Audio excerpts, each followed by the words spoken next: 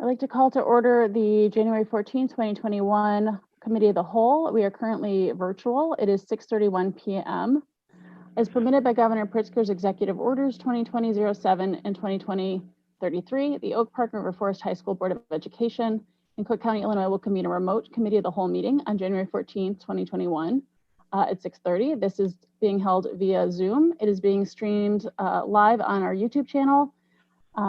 Board members, citizens, and staff are able to log in with this information that's in the virtual location section under our board docs. The state of Illinois continues to operate under disaster declaration related to the COVID-19 worldwide pandemic. The health department continues to advise the community to practice social distancing, wear face masks, and avoid unnecessary contact with others. Based on the current public health concerns, I, Sarah Spivey, as head of the public body, do not believe it is either practical or prudent to hold an in-person meeting at the Board of Education on today's date.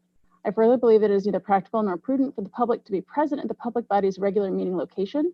We will continue to hold a remote meeting with updated practices to comply with Public Act 101-640 that was signed by Governor Pritzker on June 12, 2020. Gail, could we have a roll call, please? Mr. Kopsky? Not yet. Dr. Moore? Not yet. Mr. Barron? Here. Mr. Isley? Yes. Mr. Martiri? No, not yet. Yeah, Ms. he's Harris? Ms. Harris? Yes, here. And Ms. Dixon-Spivey? Here. Thank you. All right, our next agenda item are visitor comments. Visitor comments can be submitted via email. They're due the day of meetings by 5 p.m. And there's a link on our board agendas. Gail, do we have public comments this evening? We do. We have two for the Committee of the Whole. Thank you. And the first one is from Pam Dombrowski. Dear Board of Education, for the long term, I'm glad the board somewhat listened to the community regarding cuts to programs. For the short term, parents are still banging their heads against the same wall, chanting the same chant, get the students back to in-person learning. There is no honors for everyone, which really means honors for no one if our students are not attending school. These moments are precious and necessary for their well-being and growth. Your decisions throughout the 10+ months have done terrible harm to all of the students. It's been fine for the teachers who teach less and are paid the same. This should not be where your loyalties lie. It is not your job to overlook the students and parents to make the teachers and their union comfortable. Numerous school districts, both private and public, have found a way to get students back to in-school learning. This board hangs its hat on metrics that can't be met and are illogical. Close the bars and open the schools has become the phrase of Dr. Fauci and others, but you have ignored this. Please get the teachers and students back to school next week. If saliva testing is the way to do it, so be it. Please return every student to the school that has tested positive for antibodies. Those students should be able to walk into the school today. Please return all lab, studio, and special education classes to in-person learning this week. Further, this board is too political and too conscious of the extreme voices of those who don't even have children at the school to be trusted with choosing the next superintendent. Please let the next elected board do so. And the next one is from Roberto Ferranti. I am a proud 1987 OPRF alum and a current OPRF parent. In the last several months, I have been listening to the school board meetings. I am shocked at the limited amount of real discussion the board has had with the administration about how we can get our kids back in school. When do we put our kids first? Where is the concern with the emotional well-being for our students? Why are we allowing our teachers union to hold so much power and then allow 25% of the teachers to remain remote if we move to the hybrid model? Why are all the schools of similar size in our area moving to a hybrid model and we are not? Since our requirement to return to school is almost unachievable, what are some of the best practices that teachers can implement in the second semester to help our students? Why is the current board in such a hurry to replace the superintendent? I implored the board to focus on the priority at the school, which is the students. Leave the decision of the new superintendent to the new board so they can decide which priorities to focus on to find the right replacement. And that's all I have. Thank you. Mhm. All right. Business is approval of the December 3rd, 2020 Committee of the Whole meeting minutes. Is there a second? Second? Second. And Gail, this can be a voice vote, correct? Yes. All in favor of approving the December 3rd, 2020 minutes, please say aye. Aye. Aye. Any opposed? All right, thank you. And it looks like our next order of business is the 2020 audit report. Right. Thank you very much. Coming forward now with the audit report for fiscal year 2020 and the comprehensive annual report is Ms. Cindy Sador, and she is joined by our representative from Baker Tilly, Mr. Joseph Lightcamp, who is a partner at Baker Tilly. Once this is presented, the next step will be to recommend that the fiscal year 2020 audit and comprehensive annual financial report move forward to the Board of Education for acceptance at its January 28, 2021 meeting. This item is in compliance with Strategic Plan Priority 4, Facilities and Finance, Operations, Facilities and Finance, Board Goal 6, and District Policy 4:10 and 4:20. Ms. Sador, Mr. Lightcamp. All right. Hi, everyone. Thank you for having me tonight. There are two reports that I'll be going over, one being the comprehensive annual financial report, and the other one being the communication to management and the board, which we've now kind of rebranded the Reporting and Insights letter. I'll be presenting at a high level, so if you have any questions, feel free to stop me at any time. I'll be referencing just a few page numbers tonight. But again, you know, if there's additional pages or additional items you want to discuss, feel free to bring them up.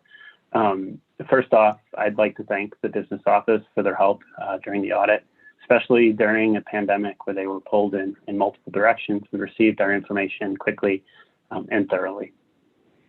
So I will start with the comprehensive annual financial report. And as the name suggests, it's a more comprehensive document. And it's more comprehensive than what is required under normal accounting standards. It presents additional information, some narrative information, transmittal letter, as well as some 10-year historical information in the back in the statistical section, so you can see different trends of the district. On page 1 of the comprehensive annual financial report is the independent auditor's report. This is our letter with our opinion, and then once again, we issued a clean or unmodified opinion on the district's financial statements. This is the highest level of assurance you can obtain from your outside auditors and states that the financial information is reasonable in all material respects and can reasonably be relied upon by an outside user of the financial statements. One thing I always like to highlight is on page 4. This is the management's discussion and analysis. And if you're looking for a really good synopsis of kind of really high level things that happened during the year, why some funds increased or decreased and things like that, this is where I'd go to see that. It's written by management, and it's a lot more easier to understand than the rest of the financial statements. It's just a good place to go to see what happened during the year. On page 12 and 13, this is the full accrual financial statements of the district. This is the kind of the only time of the year where you see all of the funds and all of the assets and liabilities of the district in one spot. So all of your long-term assets, capital assets, and your long-term liabilities, pension liabilities, OPEB liabilities, compensated absences. During the year, net position increased by about $856,000, which is mainly due to all of the capital asset additions during the year were in excess of the depreciation on the assets. So good trends in long-term assets and liabilities is always a good thing to see. Something that information that's probably more familiar on page 17 and 18 is the fund balance, the income statement for the different funds, revenues and expenditures for the year for all the different funds presented in the column. And this is on the modified accrual basis of accounting, so it's a more of a short-term perspective. It doesn't have all the capital asset activity except for outlays for capital outlay and things like that. So it's a very short-term perspective of what happened during the year ended June 30th, 2020. You can see on page 18, total fund balance decreased by about $2.4 million. The majority of that is due to the planned spend down of capital projects funds and transfer of projects done during the year, in addition to reductions in the general fund, planned reductions in the general fund.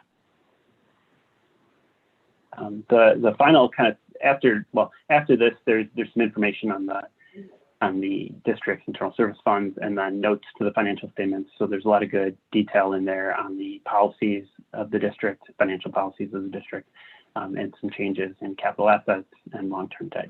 There's a lot of good detailed accounting information back there. But the last thing I wanted to go to was the page 60 begins the general fund budget to actual. And on page 61, revenues were in excess of budget in the general fund by about 4.7 million, and expenditures were under budget by about 3.5 million. Just kind of point out the operations. Obviously, you're looking into the future, and a lot of things happened this year that were not planned for.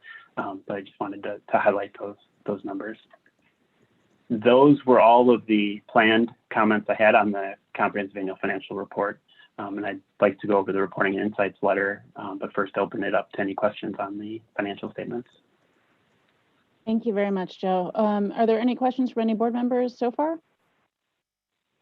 I have questions, but I just, it sounds like we're breaking it into two parts, so I'm just trying to decide when to ask my questions, whether you want me to go now or you're going to cover the second report? Correct. Okay. I guess I will hold my questions until we do the second report because I'm not sure which one's covering where. So I will. Okay. Thanks, Tom. Anybody else have questions that they wanted to ask now? All right. Okay, thanks. You can proceed. Okay.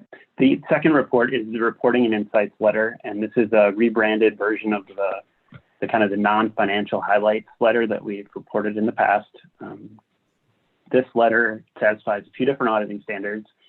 It communicates our responsibilities, management's responsibilities, if there were any significant changes to our audit plan, our areas of focus, significant risks of material misstatement, key areas of emphasis. If there were any disagreements with management or difficulties completing the audit, those would be in here. I'm happy to report that there's no real negative aspects to this report. If you were to read it, it looks kind of boilerplate, which is a good thing. We're required to state a few things. So, as looking at your letter, I would say it's all a positive information in this letter. There's just a couple of different pages I wanted to point out. The beginning one being on page 2, which has my contact information. I mention this to the board every year, but we work for the board. We work with management to do the audit, but we ultimately work for the board.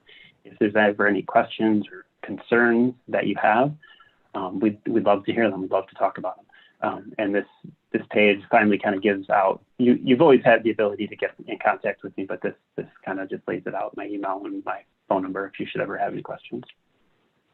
There's also the last 2 pages of this report kind of talks about a few things that if you were to read it and anything piques your interest, those are things that generally we'd like to discuss, but anything that you have in mind, we're happy to discuss.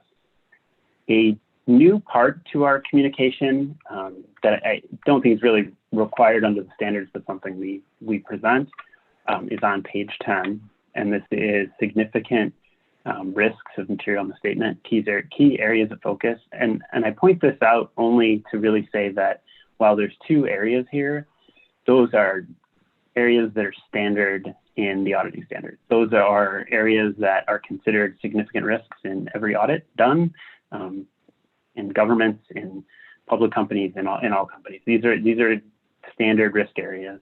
not necessarily to say that it's anything that we found specific to your district. So I just like to point that out as a matter of record, just that these are standard.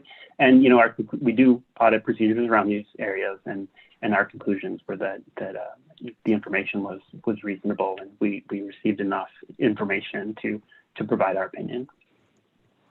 The final piece of this letter that I want to point out is on page 12, which is the internal control matters. When we come in for the planning part of our audit, we look at internal controls to determine the nature, timing, and extent of our audit procedures. Not to necessarily provide you an opinion on internal control, but if something were to come up and we felt that it was necessary to report to the board, we would put that in this letter. I'm happy to report that there are no comments that we felt were necessary for the board to receive this year. This is a decrease from prior years. So the business office is putting in additional controls, segregating duties, and just continuing to improve and to look at the financial information and put in internal controls to mitigate the risks that are inherent in a school district business office. So I guess with that, those are my comments on the audit results communication.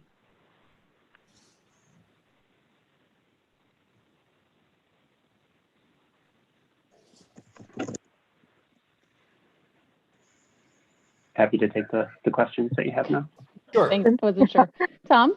Okay, and I don't want, so yeah, I'd like to cover first just the what you covered at the end, and then questions on the long-term financial report. So thank you for your report. You did, it mentioned that it's a clean report with no deficiencies cited. My question is, were there, I guess, was there any other information that doesn't raise to the deficiency level that was provided to the administration by your entity? There was a few just kind of recommendations and improvements to internal controls that we thought could further improve the environment of the district. I could go over them, or they didn't, in our opinion, didn't reach to the level of discussion with the board, but I'm happy to discuss them now or in the future. I leave that to you. I guess the question was that in the form of a report, or how was that handled? It's a discussion. So when we conclude our planning procedures, we talk to the business office about what we saw and things like that. It's more of an informal discussion. Okay. And no, that's fine. And I think the one thing that you did mention was, from prior audits where there were some items such as segregation of duties, the fact that they're not included is your indication that our controls have moved in the right direction.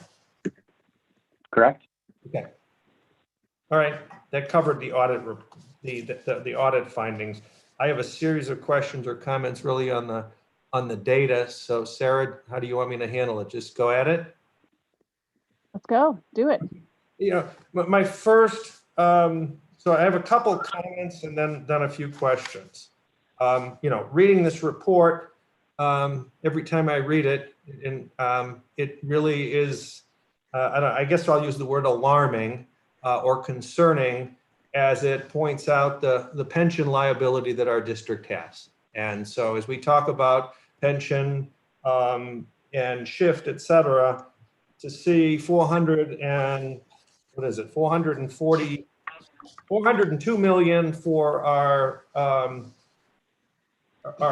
teacher group, and then another 65, we're nearly $500 million of pension liability. So that is eye-opening, and that number is up from, it was, I think, if you look at 2015, somewhere more like a little over 200 million. So it's doubled and then some, and in the last 5 years.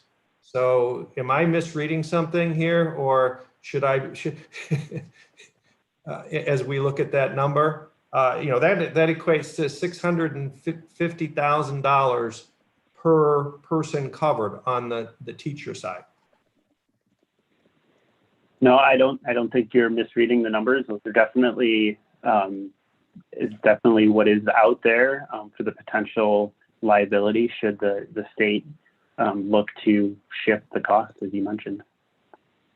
Okay, so It's not, it would, oh, sorry. please, I'll go ahead. No, it wouldn't necessarily be all due, obviously, within 1 year, but it would be something that you'd have to work towards to spending it down. But that's a $500 million with a B. We don't have any things that are usually we deal with M's. Now we're dealing with B's. So, okay. Thank you on that. You know, I think my second kind of comment, which I always appreciate this report, is it provides the opportunity for me to look at things over a long term, because anytime you look at stuff 1 year over another year, you have this trend and this trend, you know, this thing. So this is a 10-year glimpse when you get to the meaty back pages of the document that can tell what we've been doing over a decade. And, you know, is that where we need to be and don't need to be? So when I look at it, you know, some things I observed as I kind of dissected it is that I would say from 2011, this is all from 2011 to 2020, and I will keep it somewhat short, okay? But you're going to get a few minutes of my review. The levy was up 13.1% cumulative, which is about 1.4% per year. So I think that's a positive sign to reflect what this board's been doing. And as a comparative, when you look at the decade before, or at least the lion's share of the decade since the infamous referendum of 2003, in the teens, the 2003 to 2010, the levy was up 6.2% per year. So we've seen, I believe, you know, a definitely hitting the brakes after what was some exhaustive levy increases of the early years. So that's the levy side. On the expense side, our expenses are up again this is over a decade, 34% or 40%, depending on whether you look at operating costs or tuition, which, you know, is somewhere in the 3.3 to 3.8% range. So that's the clip we've been running at while our levy was lower than that, which was all intentional. But with CPI at 2.5%, when you're increasing expenses at 3.7, 3.8% over a decade, that's the situation we don't want to be at. And that's why in recent years, and this is the last few, it's really been, we need to get those numbers in check. Our staffing has been up 24% or 2.5% per year. And one of the questions I asked, and I don't, you know, I got an answer is, you know, it's based, you know, there's a lot of numbers here that are calculations, and we have a lot of the data is based on average daily attendance versus our enrollment. And the question I still don't have an answer to or understand is that over that decade, our enrollment increased by 10%, pretty significant, yet our average daily attendance was flat. And I understand there are different calculations taken at a different point in time, but what I'm seeing, you know, what they tell me is that something has changed and is different, because they should, you know, there should be some tracking between one and the other, and I don't quite get that. So I still would like to ask, I'd like to better understand that, because we make significant decisions based on enrollment data versus average daily attendance data. And when you're seeing the average daily attendance being dead, I mean, if you look at it from 2011 to 2020, it changed by 4 students, according to this math. And that's what we get funded for, et cetera, et cetera. So that's my question number 1, okay? And I'm going to keep it limited to a few. But my second question is, and you mentioned it, Joe, in your analysis of the data. For this fiscal year, now I'm coming much, more into the specific report. Our levy was off by 10%, and an answer provided was that it based on a collection assumption. So if that's the case, did we change our collection by 10%? It just seems like a big change, and I don't quite grasp why we would have been underestimated by 10% in our levy funds. That was my second question, and I think I am gonna save you. I'm gonna stop at that. Those are the two that I would like to hear about. Thank you.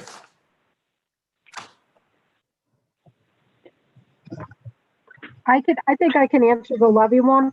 The levy one is when we look at when we did the budget, if we had switched our books to being on a cash basis.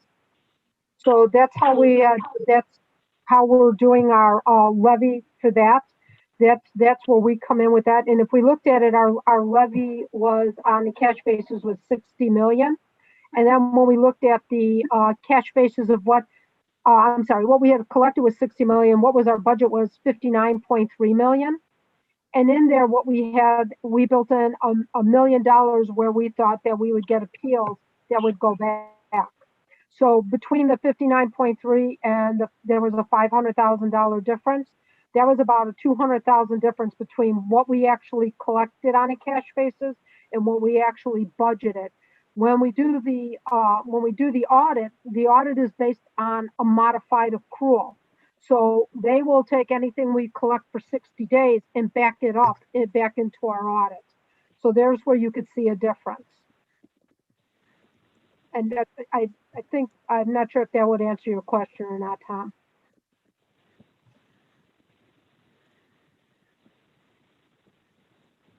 Does that answer your question, Tom? He's on mute. You're on mute. Tom, there you go. I'm sorry. I don't know if it doesn't quite. I need to better understand it, but if that maybe is something we can follow up just to understand. So I don't want to drag it too detailed, but it just, to me, that's a big number, and the whole data, that's the one number that jumps out. Sure, not a problem. We could do that for you. Okay. I guess I'll second it. I'd like to better understand it too, because it seems that over the years that we tend to grow our fund balance rather than deplete it slightly like we seem to be budgeting.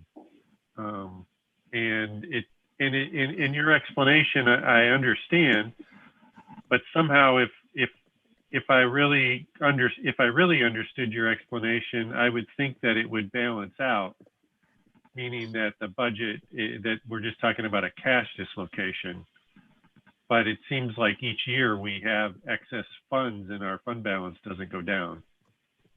So I'm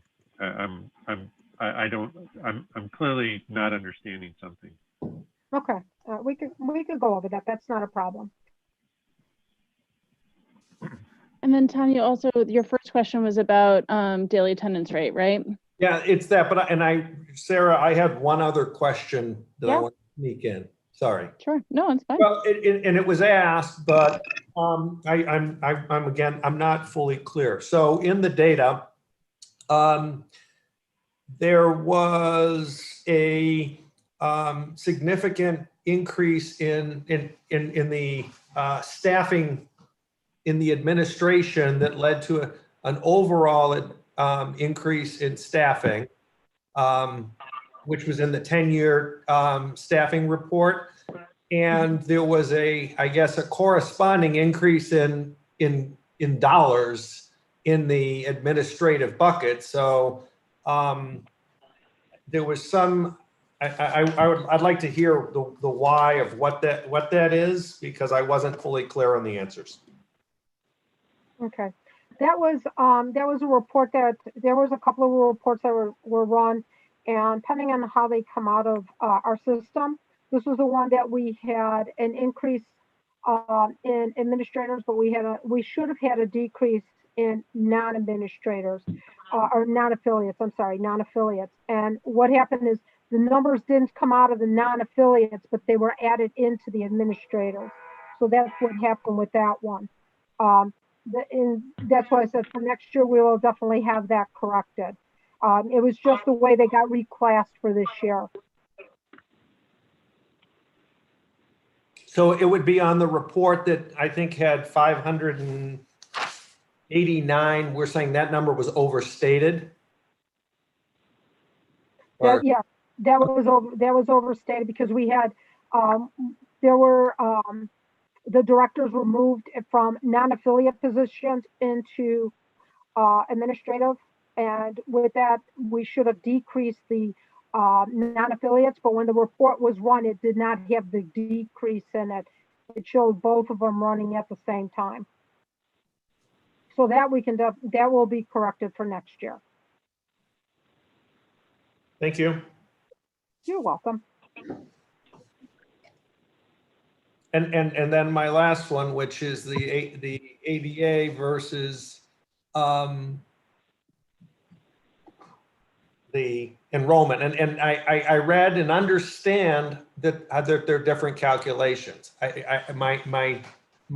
I don't understand is that regardless of what that is, what we're seeing is a growth in the gap between the two. If one number is constant and the other number is growing, then something is happening that is causing that to happen. What is it, and what does it mean to us from a financial standpoint? Because those numbers have huge impacts in both what we decide and how we staff and how we run the district, as well as how we're funded. So. And this is the ADA, this is the question for ADA. Yeah. Correct. Okay. That's information that is actually, we have that fed to us. I would have to look to Greg or Chris to help me with that, because we pull that from reports that they run for us. So that's where that comes in. I'm not 100% sure how, once they put the reports in, how that looks. Then what I would ask is that after this meeting, so the board has that information, that we get that to answer that question, so that we don't leave that hanging out there. Yeah. And that could be the same with the cash and the modified accrual too. Mhm. Isn't it true, just to clarify my understanding, isn't it true that the ADA number is what we get, what we collect revenue based on from the state? It used to be in the general state aid, that's how they look at the number. Now it's part of the evidence-based funding formula. Yeah. So, Craig, did you have other questions, or Tom, No, I'm good. or anyone else? Well, just to follow up on what Craig said, and again, my need for understanding, because if one number is used in our finance models to build how we cost, which is what we use enrollment, correct, Cindy? mm-hmm. Okay. Yeah. And another number is used for how we get revenue.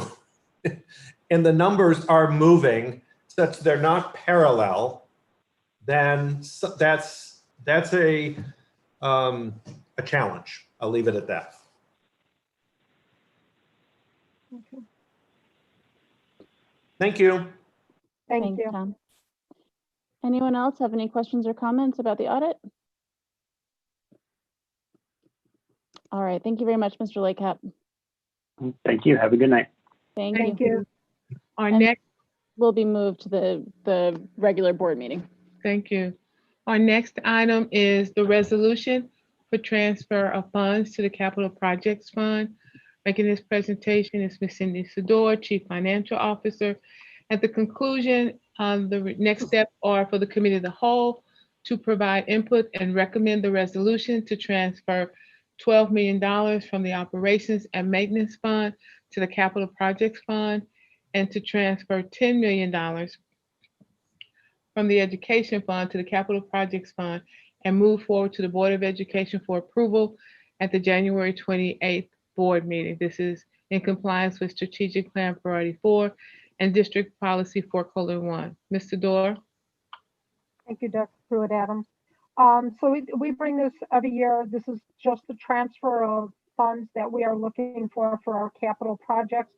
We look at how much we've spent and how much we're going to spend, and where it was budgeted, and this is in our budget. It is from the O&M, and it is also from our educational fund. So this is, like I said, this is from our budget, and this is what we bring forth every year to transfer the funds to cover the costs, because you have to take and move it from a transferable account into capital. Any questions? Any questions from board members on this item? I have one ask related to this, which I've asked. These transfers, from my perspective, make all the numbers then we look at, many of the reports we look at, it kind of distorts them. Because some years you have these big transfers, $20 million, and other years you don't. And when you look at any like bottom line data, you're comparing apples and oranges because you're just moving money from one pocket to the next. So my question is, when we look at the reports that we get, can we do them where we have them without these transfers included in them as a line item? I'm sorry, I don't know when you're asking for that. I don't know what you mean by not having them for the transfers. Okay. Are you talking about on the budget? On the various reports we get. So we'll get reports that will it'll show that, you know, we spent 100 million this year, and last year it was 60 million, because we're moving money between pockets.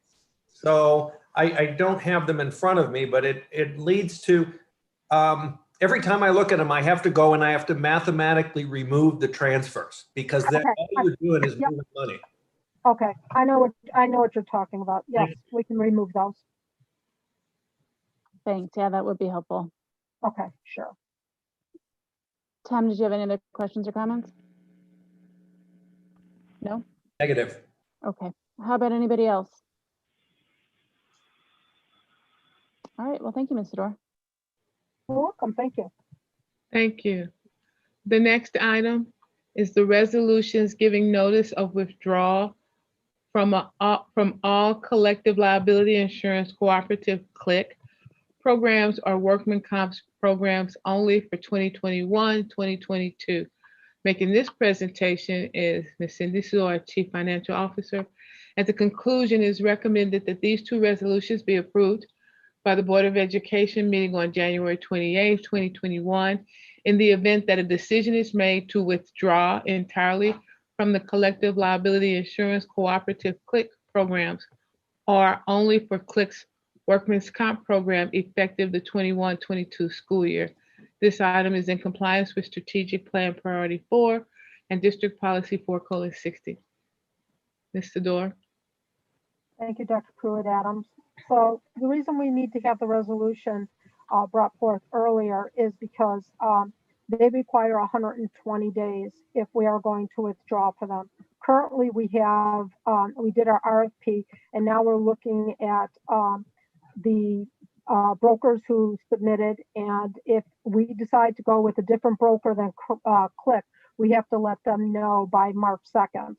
The timing of this would mean that we would be bringing the recommended broker to the board for approval, and if we go with them, then we have enough time to submit to CLIC because the resolutions would have been signed at that time. If we are going to remain with Click, we will shred the resolutions because there is no need to keep them. Cindy, is this just sort of standard the way districts normally do this? I Well, don't remember this is something we've done. Yeah, we did this last year. We actually did this last year with Click. Yeah, it's okay. Yeah. Normally it depends Been a if long you're year. going to go out. Yeah, you are not kidding. It depends if you're going to go out for an RFP, if you're going to look for a new broker. We started to look at one last year, and between the timing and they only put in parts, we asked our brokers this year to put in full for everything, so we could see, apples to apples instead of what we call, the apples to oranges, which they did submit to us. So now it's just going through and deciding which ones we're going to pick. And again, the 120 days, it all depends on each broker. Some may want to be 120 days, some may say 30 days.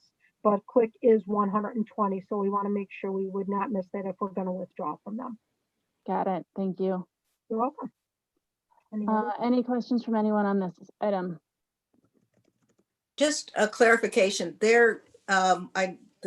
Cindy, you talked about the from this year to last year to this year, and making sure we got full bids from everyone. There is no downside of us doing this resolution, correct? Oh, no, not at all. Absolutely not. What I would worry about more is if we didn't get it to Click on time and we actually picked a different broker. So that's the only reason we're doing this, is just to make sure our timing, that we're getting everything done on time. If we decide to stay with Click, those two resolutions get shredded. We don't keep them at all. Okay, I just wanted to make sure we were all on the same page, so thank you. Excellent, thank you very much. Okay, anybody else? All right, we can move this to the board meeting on the 28th as well. Thank you. Our next item, also under finance, this says approval, but it's really a presentation of bid period number 6 that is tied to Project 1. Making this presentation is Mr. Ron Anderson, Executive Director of Operations. At the conclusion, it is recommended that the item bid period number 6 move forward to the Board of Education for approval in the amount of $24,669,388 at the January 28, 2020 regular Board of Education meeting. This packet includes bid period number 6 plus construction management costs to Pepper Construction for disbursement to the lowest qualified bidder, excluding the electrical contractor. This item is in compliance with Strategic Plan Priority 4 and District Policy 4:150. Mr. Anderson? Good evening, board. On December 16th, Pepper Construction opened up the bid results for bid period 6, and it included the capital improvements, health and life safety, the balance of Project 1. Like Dr. Pruitt-Adams said, it also included the electrical that was removed from the bid because it was an error in their scope estimate. Those things will be put back in. It's actually out for bid right now, and it's coming back to after we get the results, it's coming back to the February CAL meeting.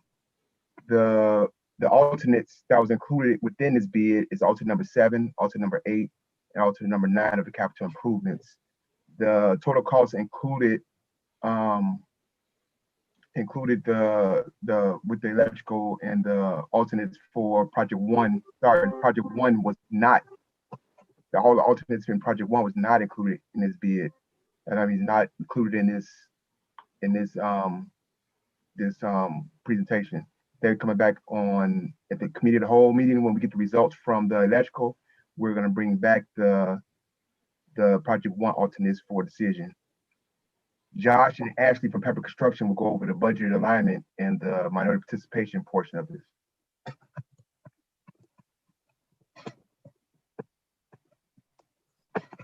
Josh, are you there? Yeah, I am here. Do you have this? I'm going to pull the slide up. Do you have it where you could share it? Yes. Ron, thanks. Let me see if I can share my screen here.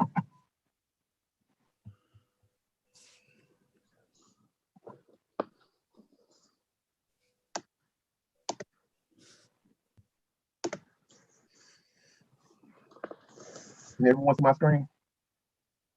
It's It's coming up. coming, I think. Yeah, not yet. Okay, so yeah, if you see the center area kind of blocked there in the middle, it gives you the project description, which are just really your guys' three pots of money. Project 1, health and life safety, capital improvements. So we kind of separated it of, here was Oak Park River Forest budget. Here were the budgets that Pepper provided.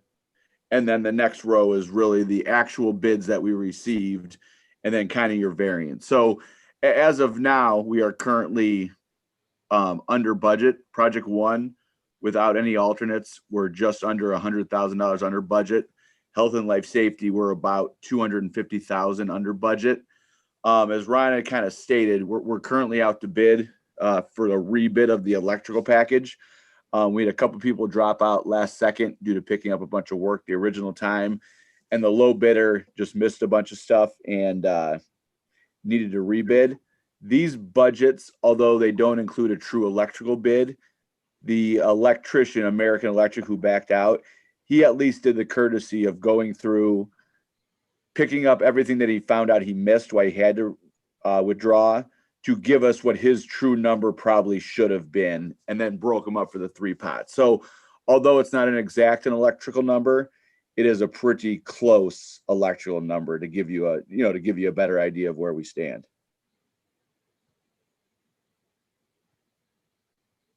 So just for clarity, so there is an estimate of the electrical cost in the actual bids. Correct. And like I said, the American Electric backed out, so it's not his true number. He actually went back through when he realized all the things that he had missed and put prices to them. So at least we have a more realistic number to use for it. Correct.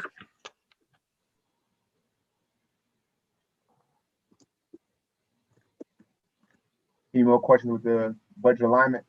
I have a couple. What are alternates 7, 8, and 9? Alternate 7 it's capital they're all capital improvement work, but alternate 7 was the additional kind of gang bathrooms leading up on each floor. Alternate 8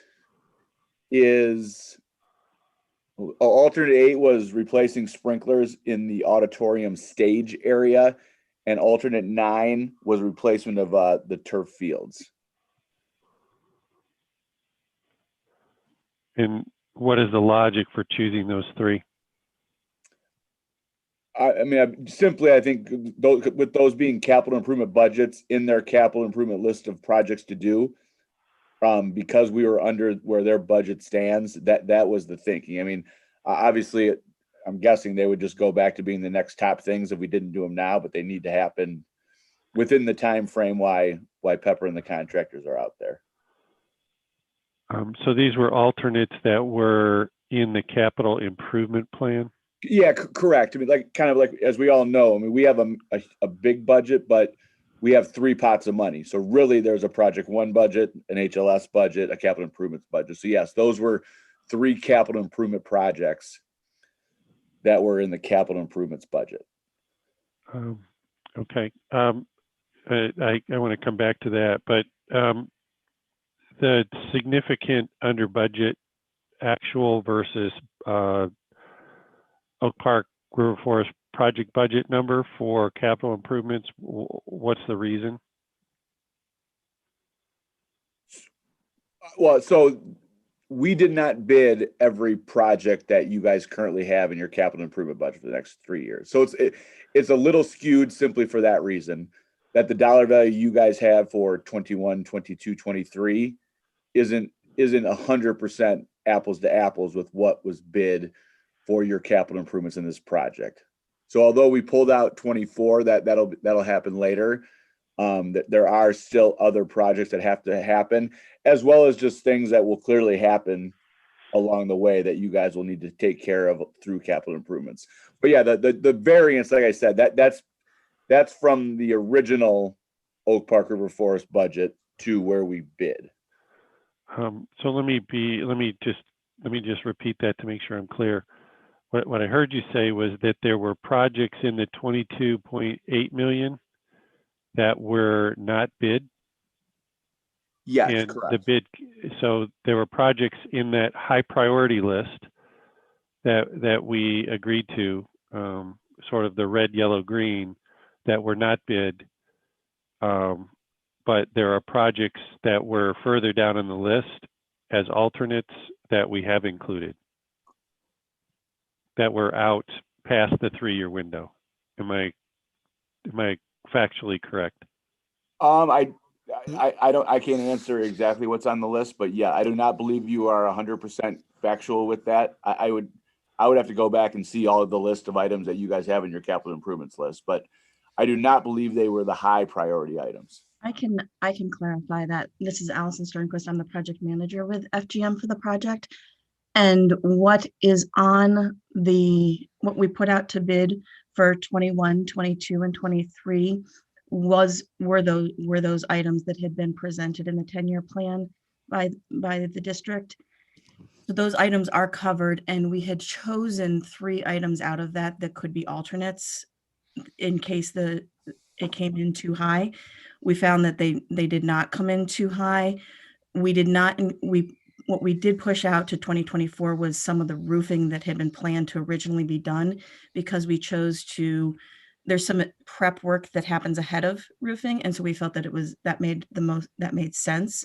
So there's not anything on those red items that had been presented as critical for these 3 years that is not being done. All of that was included, and we felt we could accept, based on the budget that was shown, the alternates that were provided. There's other items down the road that are not being done, but what was originally shown as critical was fully included in this bid. Okay. All right, I'll just share my concern. My concern is that there are, based on what you said, just to be factually correct, that there are roofing items which are critical to take care of, maybe not this year, but soon enough. And we've replaced those roofing items in terms of capital with replacing the turf on the field. No, the roofing in 2024 resides within your capital improvements budget for 2024. What we did is we broke up. There's a certain amount of roofing that can be accomplished in a summer, and we broke up and prioritized the roofing areas with the district based on need. So the highest priority roofing areas are happening first, and then the next priority, and then the next priority. And I mentioned that there's prep work, there's tuck pointing, and some additional prep work that needs to happen ahead of the roofing being installed. So what we've done is put 1 year of the tuck pointing and prep work that needs to happen in 21. That roof will happen in 22, and so on. So we included all of the tuck pointing and prep work, and the tuck pointing is masonry work.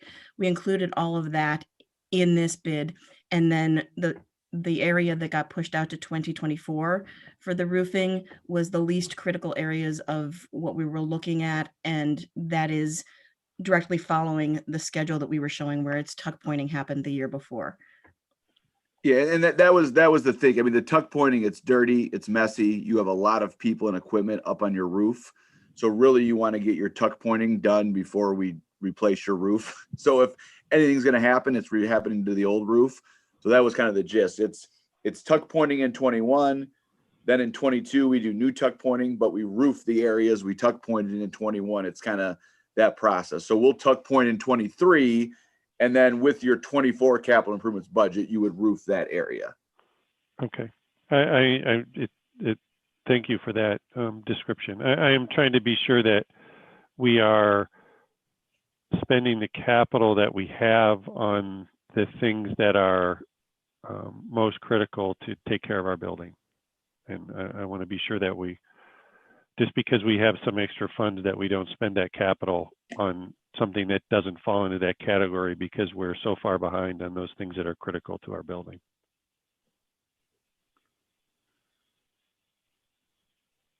Okay, thank you. All right. Do we have any questions or comments from other board members? Yeah. We still have the minority participation if no one has questions about the budget alignment. I think we can pursue that. Thank you.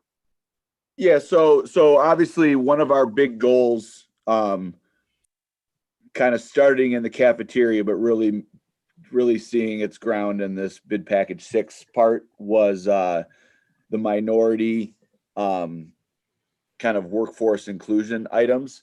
So this one we truly wrote into the documents with it being a goal, letting everyone know that. And we did a lot of the same kind of outreach programs, which I think we've talked about in the past. But this is really your worst case. Contractors in their bid had to kind of agree to what they can accomplish for us with either whether it's minority business, woman-owned business, or the true workforce that will be on site. They had to commit. So they still have to, once we eventually give contracts, kind of work stuff. But this is the worst case inclusion we'll have. So we're at 5% minority-owned business, basically 5% woman-owned business, and about 17% of the workforce being either minority or female workforce. Like I said, it's a little, like on the workforce end, it's a little hard to predict who will be there in 2023. So these are kind of everyone's lowest level guarantees. So as contracts go out and they can kind of fine tune who their sub tiers will be, those numbers will only grow.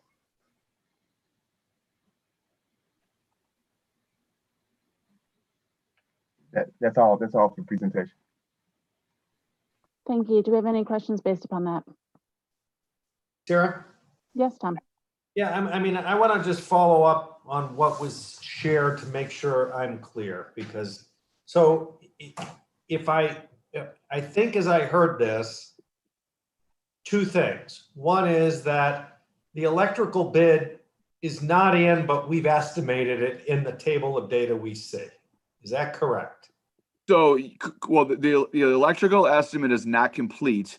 However, it's not like a Pepper estimate. The electrician who has basically stated this is what his next bid will be, that value is being carried. Yeah, and I just It's want a to much more realistic number, but yes, it is not a final number, correct? what I'm trying to get at is, are we comparing in data that we have, what is it telling us, and is it apples to apples? Because as I look at this, and it's, I look at it and says capital improvements, we're $6 million below on bid. But what you're saying, what I think I heard is that the $17 million covers a totally different scope than the $22.8 million. Did I hear that correctly? Oh, I see what you're saying. So yes, when you're looking only at the capital improvement line item, the $22,800,000 is correct. That is what your guys' capital improvement budget was. The $17 million budget was based off the scope we were going out to bid for. That was what Pepper's budget was. And the $16,500,000 is where the numbers came in. So 17, the two items to the right, 17 and 16 are apples to apples. Okay. Did that answer what you were? Yeah, and that would hold for those columns top to bottom then? Correct. Okay. Yep. Yeah, correct. Like I said, the center line, the PCC budget item, that was literally the budgets Pepper Construction did prior to going out to bid. Okay. The actual bids are where we're at today with a pretty good electrical number plugged in. Okay. And I'd say from a communication, that variance column is just, to me, a very misleading and meaningless as it's shared here. Okay. Either there needs to be two variances, one for versus budget with it's not telling the story from my perspective, and I got misled. Okay. Or I misread it, which is one, just so that I understand. The second is really, I want to understand, which is these alternates, okay? And what I believe I heard was that this data here includes the alternates from the capital side, 7, 8, 9, but does not include any of the alternates from the project one side. Is that correct? That's correct. We feel more comfortable discussing those once a true electrical number is presented, which is why we want to wait for the February committee of the whole meeting. But okay, so my input is that, and I think Craig was talking to it, is, you know, there are decisions made on priorities, and I would like to fully understand that process, because someone said earlier, we have one pile of dollars. We might break it up into 2 or 3 different buckets the way we're communicating, but in terms of decision making, you know, we've got certain alternates that are classrooms and such, and then we've got other alternates, and who's making those decisions and how are we making those decisions? Because I'm not too clear and comfortable with that, of the decision-making process to say what we're putting our money to as it relates to alternates, et cetera. And we've had a lot of discussion, you know, coming up to this point about this topic and how do we get the communication and prioritization clear. So I don't understand it. And if we're making a decision on this with other alternates still coming forth, how can we do that? I'd like to ask the gentleman a question regarding Mr. Kosky's question. The alternates that you have addressed tonight, were those some of the alternates that were mentioned in previous presentations as possibilities, or not? So this is Josh with Pepper still. So to the best of my knowledge, it was not discussed. These items were on the list of capital improvement projects. So the reason they were alternates was, like anything, you don't know where the numbers are going to come in at. Mm-hmm. So they're more of a backup plan, that if the numbers don't come in favorable, we're not scrambling or rebidding or anything like that. They're numbers that if the bids come in favorable, we could accept. Okay, and don't take it wrong. We didn't deviate from the scope. This is all part of the scope of 21 through 23. What we did was we had a meeting and we said, hey, if the bid, let's have a contingency plan if the bids come in high. So in order to have a contingency plan, if the bids come in high, we broke up some of the bid to make it alternates. That way, if the bids came in high, we can knock those off and push them out to a later year. These aren't things that was added to the project. These are still within the scope of what we presented earlier this year. Well, a few months ago. This is still within the same scope. We just made it so that the school district wouldn't be in the bind of being stuck with a bid and we're over budget, and we presented that we're over budget and we can't do anything about it. This way we have control over if we can put it back into the bid and for approval, or we have to keep it out because the bids came over. The bids came in favorable, so we were able to put them back in like they were from originally.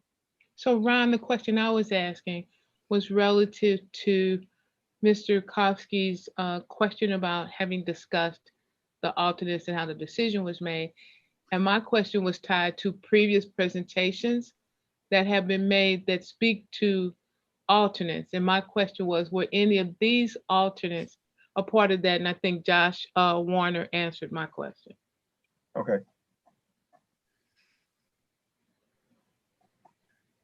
And on the project one side, which is coming, I know those were discussed in previous board meetings. Okay, I was just trying to see, because I know earlier you guys had a list of possible alternates and those things you were recommending as alternates. And I was just trying to clarify whether or not we had discussed these before. That was all. Thank you, John. And the recommendations are purely based on the individual pots of money we understand the district to have and where the bids came in for those individual pots of money. Beyond that, the decisions are up to the board what alternates are accepted or not. Could I ask the board to be resent the priority list for capital improvement projects, just to resend it to us so that we can see what the last thing presented and discussed was? Okay. That would be helpful. Yeah, thank you. just so it's at the top of our inbox.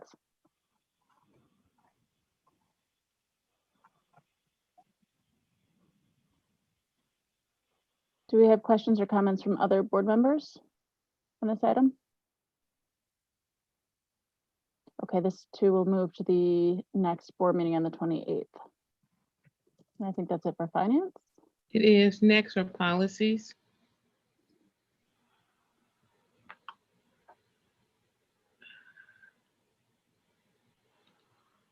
Okay, our policies for first read, we have quite a few. The first one is policy 4:340. And the changes being made is the number by virtue of press. The reference number, the legal reference. The second one is policy 4:80, accounting and audit.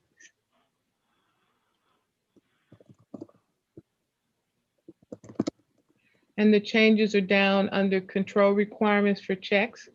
The language that is added by virtue of press is to accept the checks from accounts containing student activity funds or fiduciary funds, and checks from revolving accounts may be signed by their respective account custodians. And then the cross-reference. The next one is 4:60, and I may call on Ms. Sador to also help with this one. But this is reference to multi-year contracts that may not exceed 10% in a single year, but exceed 10% over multiple years.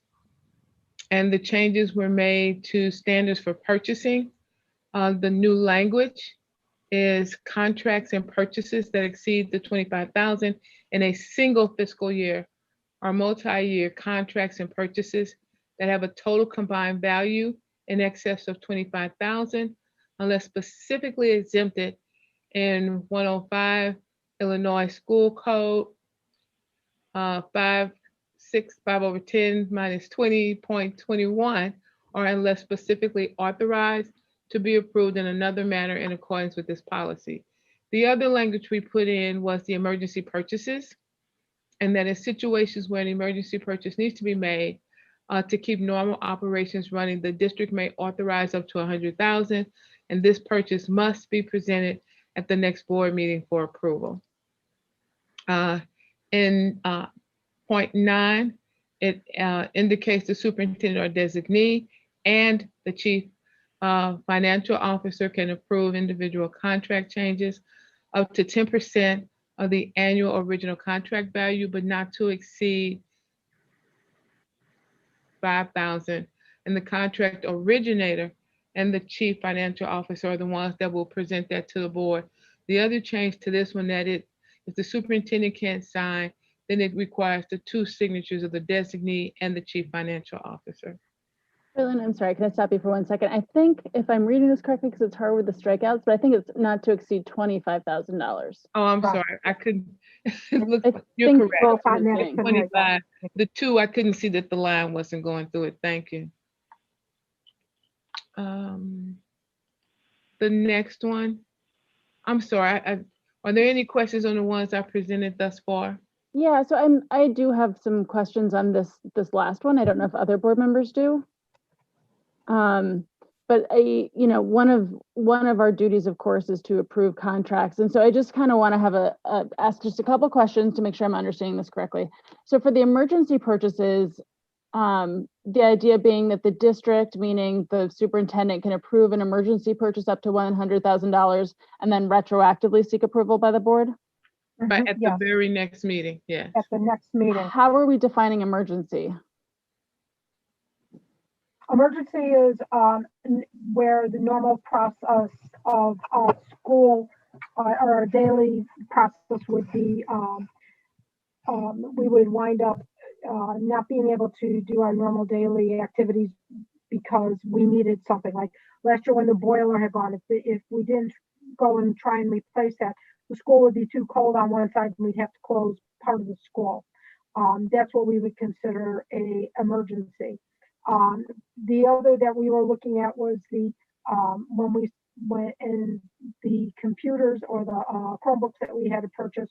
We needed to have Chromebooks for students to be at home because we are on a remote learn. If we didn't have students who had Chromebooks, some of the students wouldn't be able to log into their classes. So that's where we find that that's going to disrupt the normal daily activity of the school district. That's how that determined. Yeah, and I certainly understand the need for a provision like this. I just want us to be mindful and have a very sort of narrow definition of emergency. And I'm just wondering where in our policies that an emergency purchase is defined. And if it's not, I suggest we make a definition so that it's clear. Cindy, correct me if I'm not mistaken. And I may be, when we came forward a couple of months ago with a recommendation for a policy change around the purchasing of some technology. Did our legal counsel refrain from a specific definition at that time for emergency? I may be wrong. I'm just trying to remember what was said, or was that just tied to the technology? That was tied only to the technology because he said that technology was the one that's not bound by having to go out to bids. Got it. So we could come back with if there is no true definition. I just want to make sure I'm hearing Ms. Five well. If there is no true definition in any of our policies of an emergency, we should probably work to have one and then include that somewhere in this policy. I think so, just so that there's no misunderstanding or ambiguity, or future boards or administrations don't go, buy something that is then causes all kinds of strife and struggle. Certainly I think there are certain situations, roofs cave in, heating systems go out. So I'm not against this. I just want to make sure it's narrowly defined, but clear. And I might suggest too that there is some wording in there that the board president or whoever's next in line be informed of the purchase before that purchase is made, just so that there is some sort of mechanism triggered in case there is any real concern. Because once it's, obviously once it's purchased, it's purchased. So do you want like a board president or designee? Just like it, okay. Or that the board will be notified of the emergency, right? Like, if we get calls, if the heat goes out or whatever, we'll get a call anyway. And so it would be nice if in that call, it's mentioned like this is going to have to be an emergency purchase or emergency repair or whatever it is. Because I think we do get notified anyway. It's just $100,000 begins to really sound like a lot of money to me. Okay. And then I had another question about this. Okay, so in a single fiscal year or multi-year contracts and purchases that have a total combined value of $25,000. So if it's a multi-year contract that's over $25,000 per year, or if the total value of that contract exceeds $25,000. So what could happen is you can have in each year, so let's say that the total contract is $75,000. So if the total contract is $75,000, that would mean the 10% would be $7,500 for each year. So we're saying that in the multi-years, it can't be more than what that contract is worth. So every year that contract is going to be $25,000. We can't go over this. We can't say, well, that's $75,000. We have to abide by the $25,000 for that annual contract year. Is that, that okay? Yeah, I think I understand. Okay.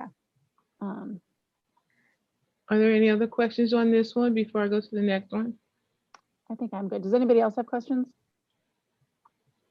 No? Okay. Okay, the next one is 4:90. And it references student activity and fiduciary funds. Change in the first paragraph, the board, upon the superintendent designee's recommendation, shall establish fiduciary funds to be supervised by the superintendent or designee. The district has custodial responsibilities for fiduciary funds, but no direct involvement in the management of such funds. And then changing, really identifying the paragraph that speaks to student activity funds, and then the insertion of a paragraph for fiduciary funds, where the superintendent or the designee shall be responsible for supervising the fiduciary funds in accordance with board policy 4:80, accounting and audits, which falls under state law, and ISB rules, and the board will appoint a treasurer for each fund to serve as the fund's sole custodian and be bonded in accordance with school code. The treasurer should have all of the responsibilities specific to the treasurer listed in ISB rules for fiduciary funds. Any questions on this one? So the board then would designate, right? Usually don't we designate the CFO? Yeah. Yes. Yeah. Right. Questions by any other board members on this one? Okay. Policy 5:270 is up for 5-year review. It's just the educational support personnel, employment at will, compensation, and assignment. Any questions on that one? The next one is policy 6:20, school year calendar and date. The legal reference was updated, tied to 2020. And in the bottom is also cross-reference with pandemic preparedness, management, and recovery. Are there any questions on this one? Okay. The next one is policy 6:300, and it's tied to the graduation requirements, and it's just clearing up the strike-through language from press and clarifying that with more with state law versus school code. Any questions? The next one is policy 6:310, high school credit for non-district experiences, course substitution and reentry of students.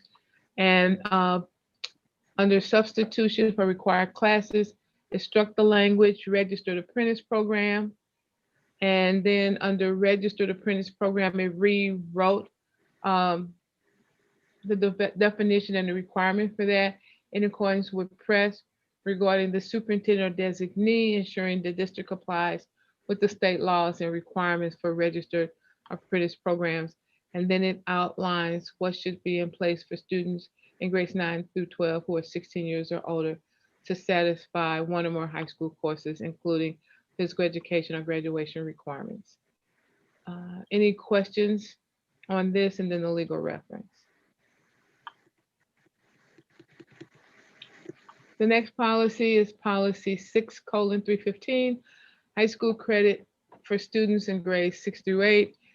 Even though we're high school, this was up for 5-year review, and that's why it's here. The next one, 6:320, high school proficiency. This is a draft update with the strike through for the administrative code being cleared, and then the strike through for when it was adopted. Any questions on this one? The next one is policy 6:340, student testing and assessment program. This too is an update. It added the language to students, took out the state standardized the state assessment system, and added all standardized assessment required by the Illinois State Board of Education, or ISB. Any questions? The next one is policy 7:20. The footnote is what's changed in this one. And it said the footnote was not intended to be a part of the adopted policy and should be removed before the policy is adopted. But it also put in the language in accordance with policy 7:180, prevention of and response to bullying, intimidation, and harassment. And then there's additional strike-through language. Reports under the policy will be considered a report under board policy, and it added the language upon receipt. And then we went in and changed. We would go in and went in and added the names of our non-discrimination coordinators, which will be changed. And this was basically done in compliance with Title IX. Are there any questions tied to this one?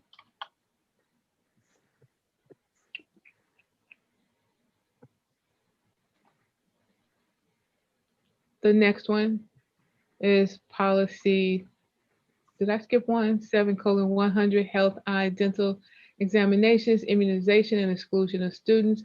A lot of language was redacted and eliminated, and we put in registered in front of the nurse throughout the document. Any questions on this one? The next one is 7:140, search and seizure. And this, the language is just the cross-reference changes. Any questions? And the last one is 7:300, extracurricular athletics. In front of nurse, the language registered was put in. There was also a cross-reference with policy 7:20, harassment of students prohibited. Any questions? That concludes the policies for first read. I'm going to now turn it over to Board President Spivey. Dr. Pruitt-Adams? Yes. I'm sorry. I had one further question, but it's back to policy 460. The purchases one we talked about. There was one other point that I had inquired on. And okay. So I'm sorry, I just figured I had omitted it in my notes. So there's a special section in that one regarding a whole different approval level for leases, which from what I heard, that's state law.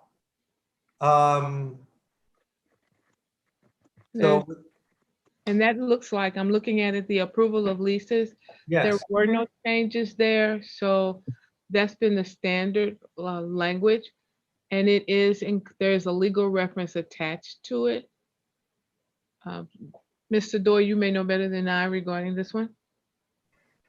Yeah, so for this one here, for the approval of leases, we only have one lease that I'm aware of in the district, and those are the copiers. And we've been following the same thing that we've been doing with purchases. I checked with Carol and Gust, and that's what we are doing. We follow the 25,000 that we bring it to the board. And also we normally go out to see if there are any other bids or quotes that we could get for better pricing. Yeah, and my question really is that, so it follows the same process, but this says this requires a 2/3 vote versus a 51% vote. So I don't recall in my time, any vote we've taken where a 2/3 majority was needed.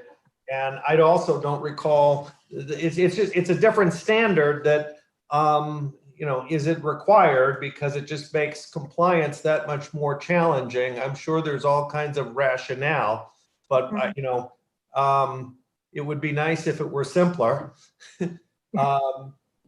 So that we don't, violate this, because you don't want to miss it and vote on a copier 4-3 and think we passed it when it failed.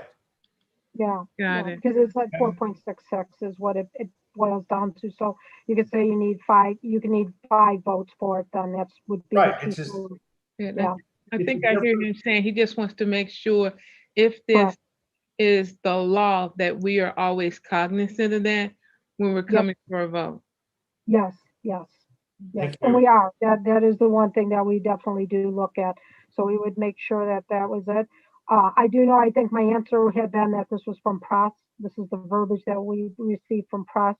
We can definitely double check on the 2/3 to see if that is, a state law that we have to have the 2/3 vote, which would, again, you can't have, 4.5 people vote. You would need 5. And then we could change that if that's what needs to be changed on this. Great, thank you. Anything else from anyone? I'm going to turn the next item over to Dr. LaVar Ammons once I introduce it. And this is the second portion of the book read stamped. There's a prompt for today. The board should have received it. This item is in compliance with Board Goal 1. The prompt for today is, after reading Stamped from the Beginning, the remix, how do you feel about the history of racism in America based on examples of racism that you have encountered and/or experienced, including the most recent events at our nation's capital and our community?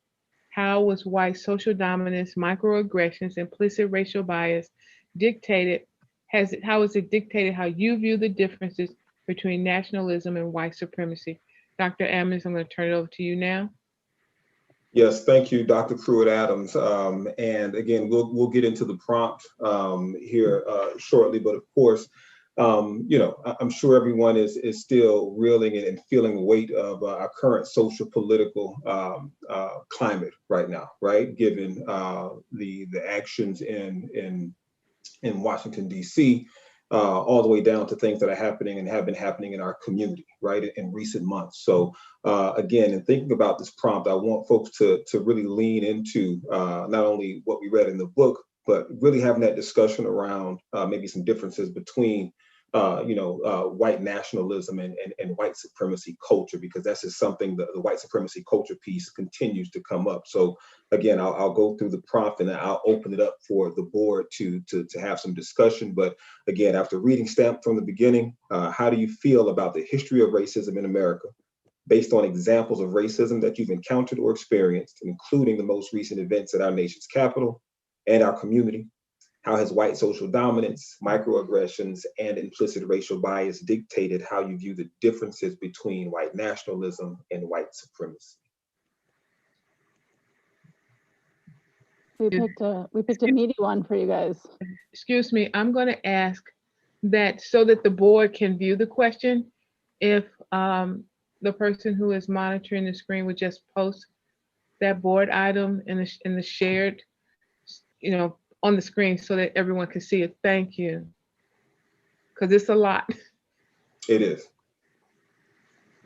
And I'd just like to add that, in discussing how we wanted to frame the conversation for this evening as the part 2 of Stamped, I think in talking to Dr. Ammons and Dr. Pruitt-Adams, we realized that, so much has happened just in the past 4 weeks that has been so heavy for so many of us, but especially for people of color, that any attempt to tie it too closely to the book would probably not be the most productive conversation given that backdrop. So that's why we made it a little bit broader, although if people want to tie it more closely to the books and how they talk about it, certainly that's welcome as well.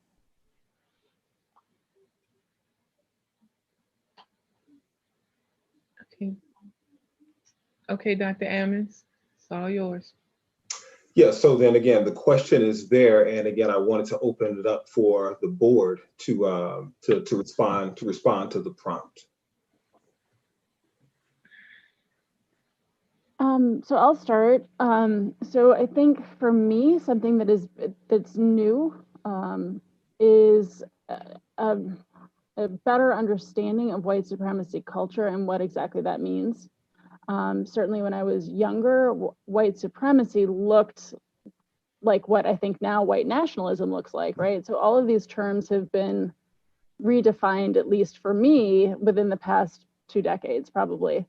And so I think part of what I have really tried to better understand is how those terms are being used in racial discourse.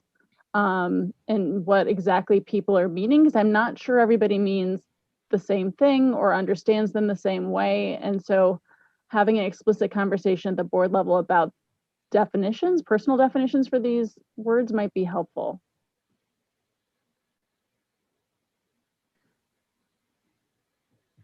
Thank you for sharing that, Sarah.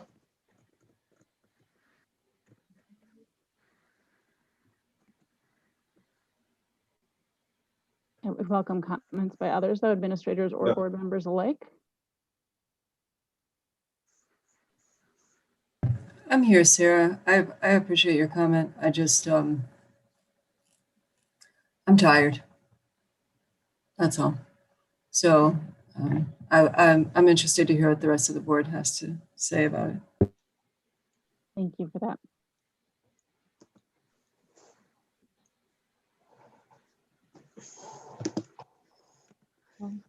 I'll say something if that helps. And my comment is more tied towards just the events that have taken place in our capital and most importantly in our community.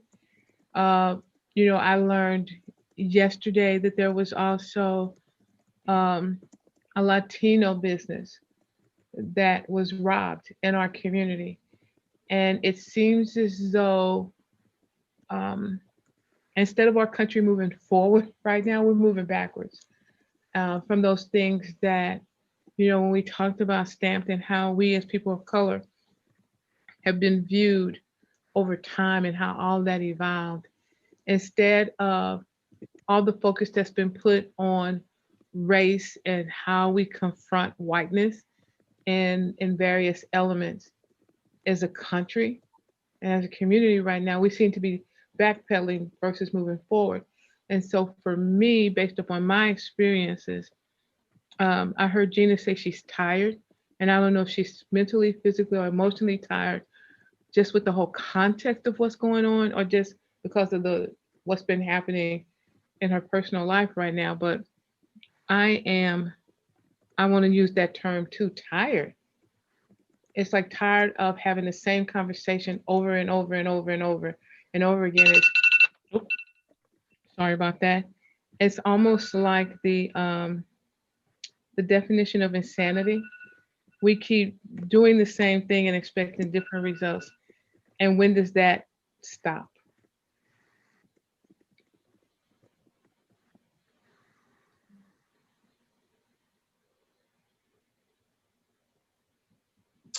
Any other thoughts? Yeah, I'll jump in. So I'm trying to respond to the prompt, and I know it's, so first regarding the question is after reading stamped. So again, focusing on the book first and then current events second. For me, it wasn't even about the history of racism in America. It's really racism in the world, and how the world racism came to America. So that was all, while it wasn't, it says it wasn't written as a history book, there was a lot of learnings from my end that I think it's good to learn, right? And you see where things are rooted and came from and how deep rooted they are, which just means it's that much harder. The deeper rooted things are, the harder it is to make change, which is, and then I'm going to take that and then jump into the present, which is, it's appalling. It's downright frustrating to see, as a nation of 250 years, where, it looks like we're making major steps backwards, but from my perspective, it's not like we're making, what's there has been there. It's just being exposed because of divisiveness versus unification. So it exposes the depth of the challenges that we have, and that we need to overcome. They're ginormous. To see it and the magnitude of it, and as a white male, seeing other white males of positions of leadership, I don't know if the right word, exploiting, but clearly championing white supremacy is just painful. So I'll stop there and let others chime in.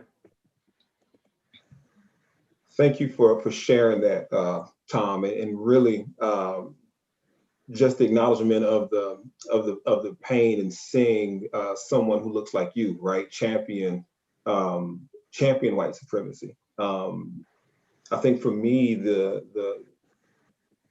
biggest struggle is that one, it's not surprising to see, and it really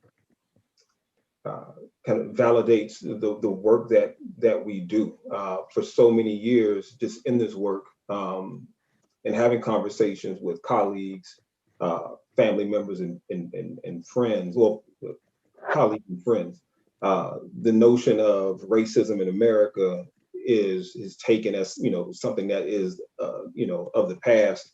We've moved on. We're in a post-racial society. People don't think a certain way, but then to see an outward display of white nationalism and supremacy culture it's difficult to watch, but also confirms that we're on the right side of history in our work. So I appreciate you sharing that. Are there any other thoughts from board members, administrators? I'll add a thought. The difference, white nationalism, white supremacy, I think what we saw on display in DC and around the country really points to the concerns that have been brewing and talked about in many circles, but kind of laid to rest as though, it's not, that bad, or it's not what you're thinking, is that the white national movement and how rooted that is in white supremacy, which in my mind is, it's what this country was built on. So Tom, to your point about, it coming here, it came, white supremacy is the bedrock of our 200 and however many years of history as a country. And so what I've been challenged by has been the whole idea that, the comments of this is not who we are, and hearing that nationally, hearing that locally with the events that happened at Live Cafe, this is not who we are. And every time I hear that, I, inside I'm screaming, yes, it is. This is exactly who we are. And that's what, if we weren't this, we wouldn't need diversity, equity, and inclusion, and anti-racist, the need for policies around these things. And so I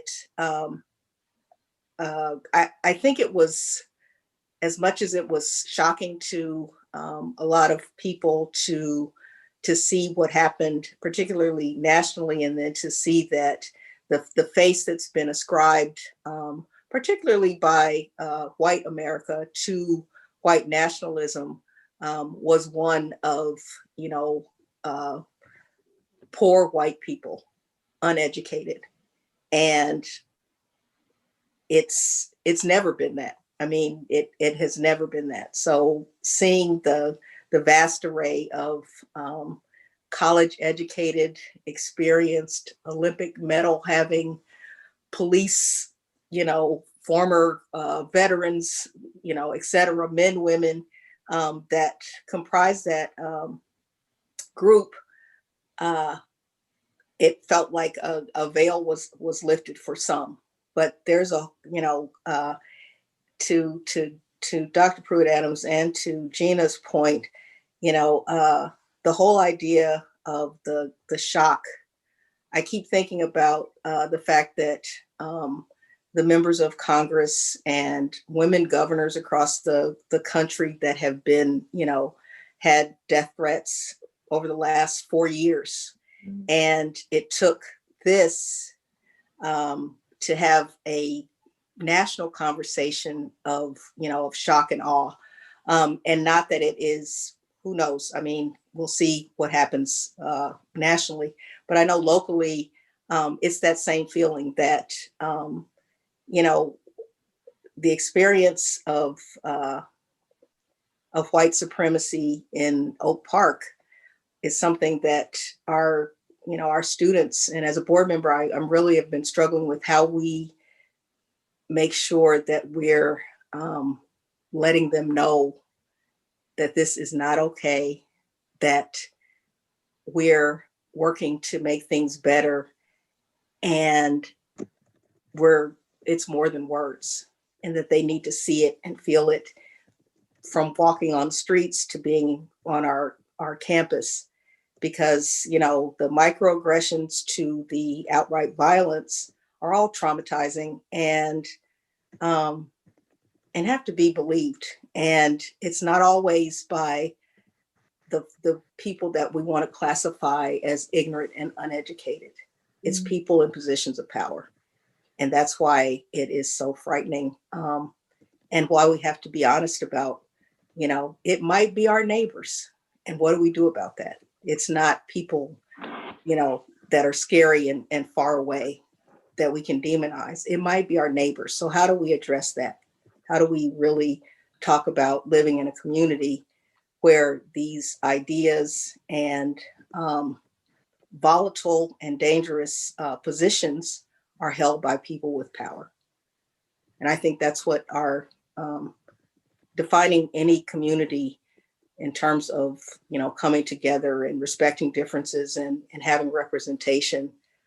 That's the part for me that truth and reconciliation hasn't happened, and I'm waiting for that. Thank you, Jackie. Yeah, Dr. Moore, thank you for sharing that. And again, that you make a valid point, a great point about that reconciliation has never happened, right? Because here we are decades after the civil rights movement. And from that point, I'll say that white Americans, for the large part, have been socialized to now not see color, right? Now that it's legally not permissible to hold racist ideologies, but without that reconciliation, without that conversation to move us forward, it's just the undercurrent, right? Rather than us, you know, being truthful and having those conversations. So. I was thinking, thank you, Dr. Pruitt-Adams, for saying about, you know, tired. I am tired for a number of reasons, but part of what has me tired is, you know, we had these overt instances of white nationalism and white supremacy and racism. But we don't, what we're still neglecting to do is to see white supremacy culture showing up in all of the things that are happening. So we are pushing very hard to make metrics work to put students back in buildings in a time of a pandemic. That's white supremacy culture. That's what it is. We are basing all of what we determine success to be on academically, mostly, the bulk of it is based on standardized testing. That's white supremacy culture. We have students who didn't even get an opportunity to talk about how they were feeling about everything that happened. That's white supremacy culture. We have people denying that any of the facts from the book Stamped actually are facts, and that this is a narrative, and these are neighbors, like Jackie said, that this book is not historically accurate. And that's white supremacy culture. And I'm tired. I'm tired of all of the insidious ways in which we continue to see it happening, especially as a Black woman, for years. And then now that it's overt and other people can see it, it's like, oh, let's talk about it differently now. And I was having this conversation with someone yesterday, and I'll just close with this. For my whole life, and I'm just going to keep it to my own personal story. No one elected me to speak for all Black people, so I don't. I just speak for me. But for my whole life, I got accustomed to a certain level of whiteness, and a lot of people talk about whiteness. There's a need to understand what whiteness is, because it's not. I'm not talking about your skin color. I'm talking about white supremacy culture and how it shows up. So my entire life, I got accustomed to a certain level of whiteness. Look at can I touch your hair? wow, you're so exotic. You speak so eloquently. And being the only one that looked like me in a classroom, in a space, growing up in Oak Park. So I got used to a certain level. You know, that's just what life is. This certain microaggression is going to happen all the time. This is what it is. And then about 6 years ago, when the campaigning started to ramp up and it started to get a little more overt, it was like, oh wait, this is not. I'm not accustomed to this. I'm accustomed to this undercurrent thing. What is this? They're just saying it flat out. What is this? This is okay.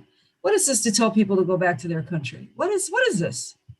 Then over the whole 6 years, it gets collectively worse and worse. And we see it in the schools, and students are treating each other horrible. And we see a rise in all of the overt hate just coming out everywhere.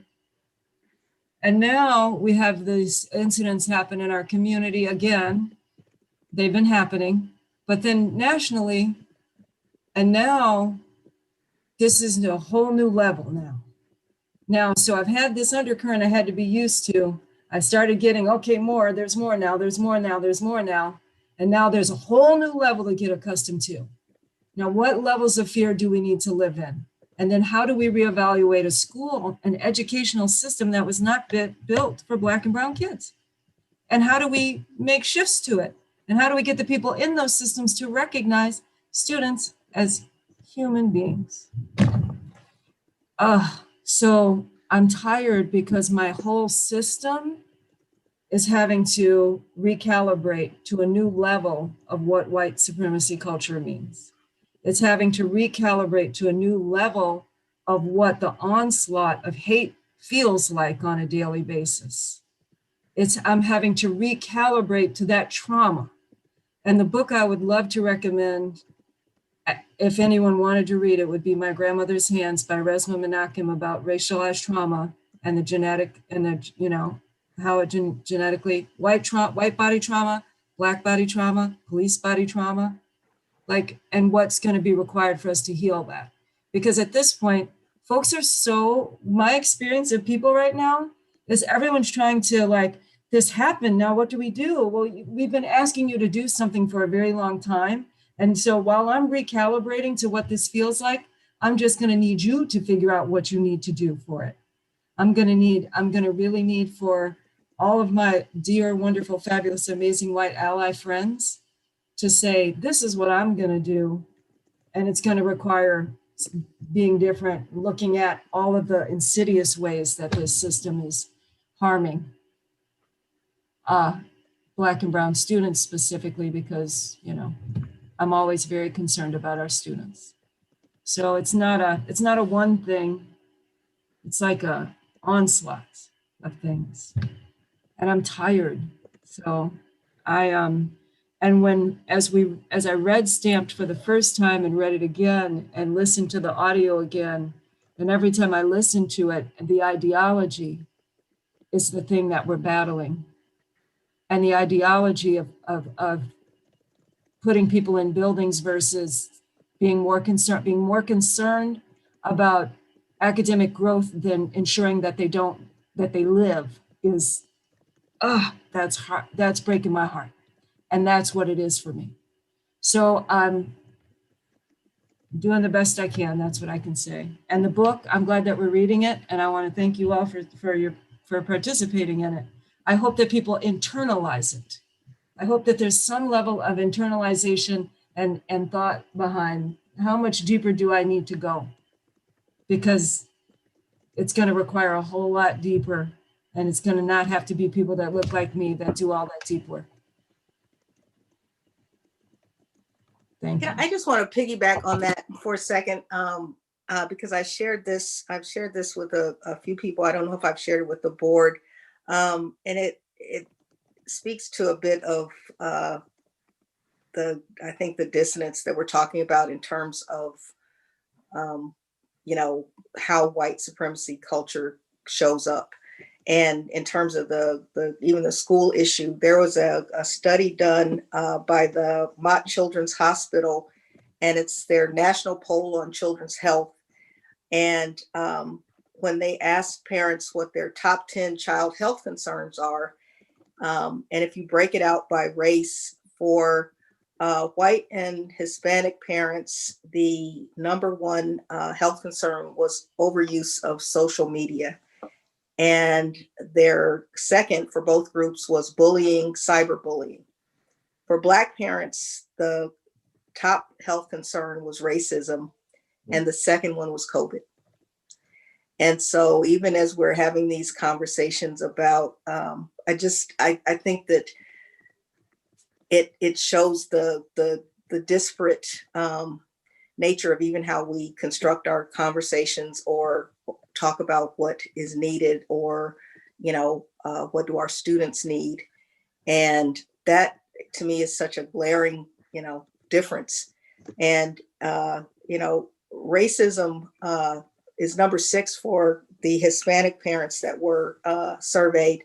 It doesn't make the list for white parents.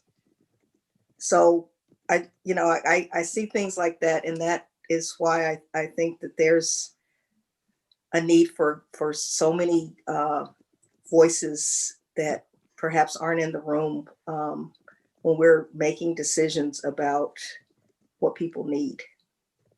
That to me is the base, one of the ways that I think we can start. Who can step back to allow perhaps a different question to be asked, or a different proposal to be brought forward that may make the majority culture uncomfortable, but it would be the right thing to do. How do we get to that point where we, to me, that's an action beyond the lip service of wanting to do better.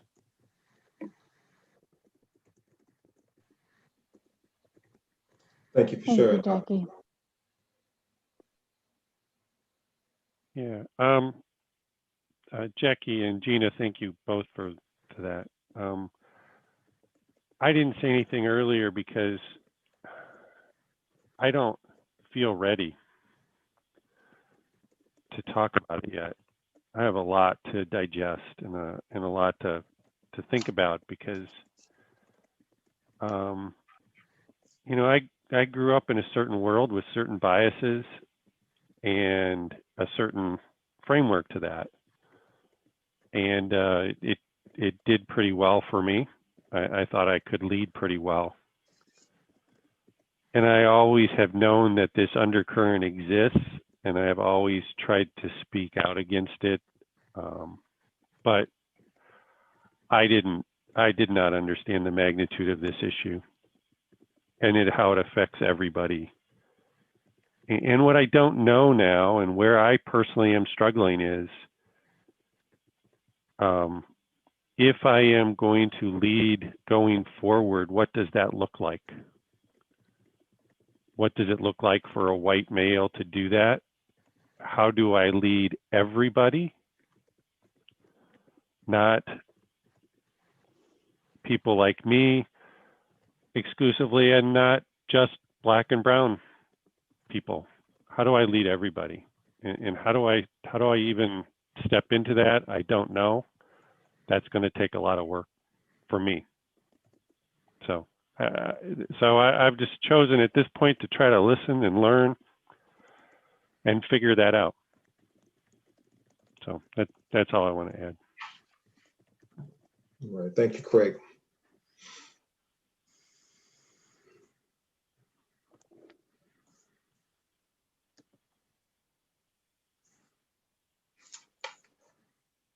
Any other thoughts? I am struggling here. There's so much I want to say, but I know if I say what I truly want to say, and this may bring it on anyway, there would be a ton of public comments at our next board meeting saying that I was disrespectful, I was unappreciative, and that you should send me home now. And what I really want to say is what me as a Black female have learned and been subjected to. Here, You know, we get accused a lot about the school about racism and discriminatory things and what we're not doing. You've heard me say before, we don't teach that here. We don't teach that here. Yet we deal with it every single day, and we're asked what we're doing about it. There are people who profess to be liberal, to be accepting, and to want to remove the barriers. Yet every initiative that we have brought forward that moves that gauge for our children of color is met with opposition, is met with disdain, and then we are accused of not being focused on academic performance when we are trying to remove the barriers through our racial equity curriculum, through our freshman curriculum. And when we talk about change, that resistance to change continues. And I can't, I wake up Black, I go to bed Black. I've been Black all my life. I can't turn that off.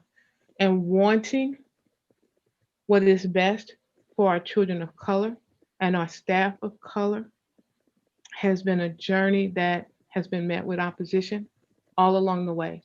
And if we truly want to make a difference in this district for the kids that we serve, at some point in time, we have to face our own biases and begin to rip that apart. Because if we don't, the decisions that we make won't be always in the best interest. So I apologize now to the board for the emails that you may get based upon what I have said today. But if I don't say it now, who will? This community has a wake-up call that it needs to take. If it is truly the community that we say we are, that is developed and growing in the best interest of our children, because I'm going to tell you, that's been a 5-year battle with the people who say they are accepting being the ones putting up the wall to keep us from doing that. You know, the last couple of months, you've heard how inept we are as administration, how we don't know what we're doing. And that's basically from people who don't believe in the work that we are doing. I need to say that. And I'm ready, I'm saying this publicly, for the emails that will follow. I will answer them with you. And thank you for saying that, Dr. Pruitt-Adams. Yeah, thank you. So in discussing, preparing for this conversation this evening, I have been talking to Dr. Ammons about the racial tool that the administration has been using to evaluate programming, right? So that we can make sure that we are evaluating from a racial lens as well. So Dr. Ammons, I don't know if you want to speak more to that or speak to how we can maybe try to embed that process a little bit more in the board's work as well, so that we're having sort of that active experience of utilizing that tool as well. To my mind, I think that it would be helpful for us to go through that exercise as board members as well, so we can make sure that we sort of have our framework, our lens aligned in the same way that the administration is doing.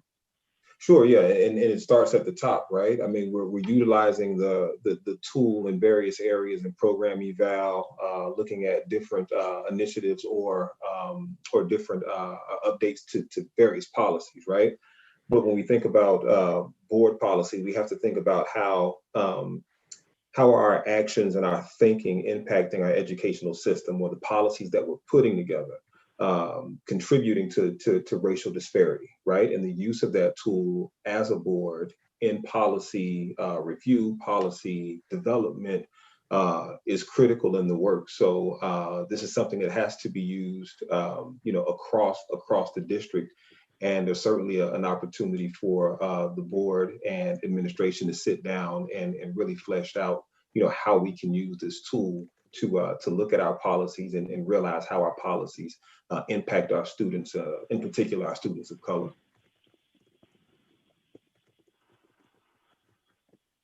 So would you be willing to guide us maybe in a workshop on this? Absolutely.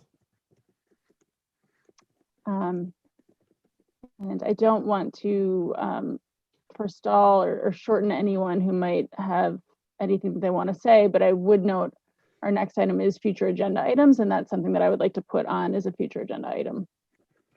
Although we could stay in this agenda item if folks want to continue.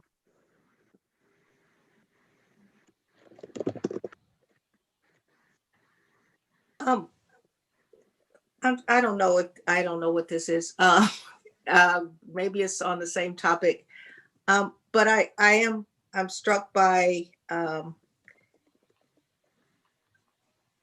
Craig, what you said about listening and not knowing, not sure what to do. And excuse me.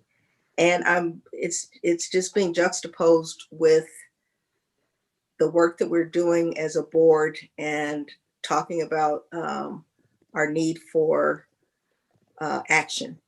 And so I don't have an answer, but I don't know how we get past having discussions like this without some framework for or accountability towards this is what I commit to do, either both individually and as a board. And I know that I have I've said this in the past as well about the individual work and also the collective work as a board.